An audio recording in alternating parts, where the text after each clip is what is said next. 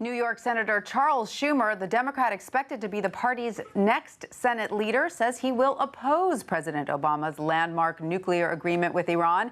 In a statement released Thursday night, Senator Schumer says, "After study, careful thought, and considerable soul-searching, I have decided I must oppose the agreement and will vote yes on a motion of disapproval."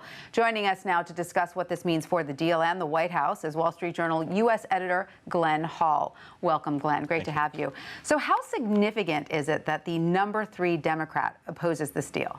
Well, it's pretty significant in the sense that he is a high-profile Jewish senator, and there are others who may follow his lead, although he has said he thinks everybody will vote their conscience on this. But he's got influence, and that's a concern to some. And what did he cite as his specific concerns? Well, he primarily was concerned about the 10-year limit on the deal, which he feels would allow Iran to continue its nuclear program within 10 years or after 10 years. And then he had some concerns about the inspection regime not being rigorous enough and that the U.S. didn't have enough autonomy in enforcing the parts of the deal. All right, so let's talk timing for a moment here. Why now? There are some White House watchers that say, look, he waited to make this announcement before it was clear that there probably are enough votes already to get it through.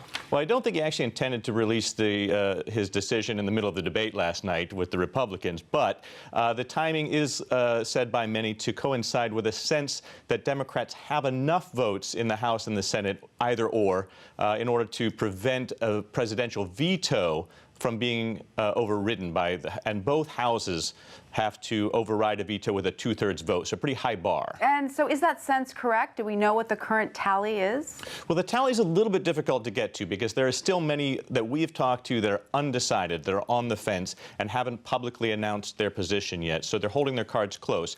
But most people feel like the House leadership under Nancy Pelosi on the Democrat side has enough of the votes to prevent an override of the veto, right. And the Senate may be a little bit tougher. Because President Obama certainly doesn't want to get this through with a veto override, correct? That would be a huge blow. So he negotiated this treaty along with France, Germany, Britain, Russia, and China. And if the U.S. is not a party to it, they may continue to change the sanctions regime on their own, and it would be a huge political blow for him. Now, so far, I believe it's 4 of the top Jewish Democrats have said they will vote no on this. Is this turning into an issue that is falling along religious lines?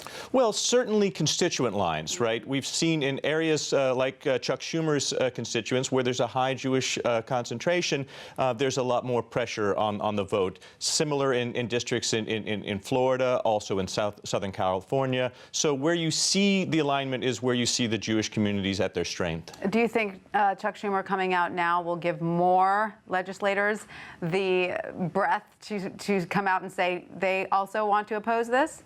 Well, that certainly is the fear, but there also is a genuine, I think, desire among the Democrats in general to try to find the support to prevent the veto from being overridden. Right, all right, we'll see what happens. Glenn Hall, thank you so much for being with us.